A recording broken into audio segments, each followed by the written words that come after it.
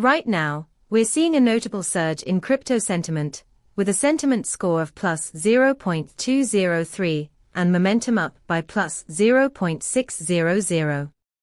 This spike is particularly interesting because it's significantly above our historical baseline, indicating a sudden shift in community sentiment that could signal a change in behavior. With our API, you get a comprehensive view of this sentiment, including 20 semantic clusters that reveal how different segments of the community are feeling about specific topics. Imagine integrating this data into your trading algorithms, using sentiment analysis to refine your strategies, or even set alerts for when sentiment shifts dramatically. It's a straightforward way to enhance your decision-making process.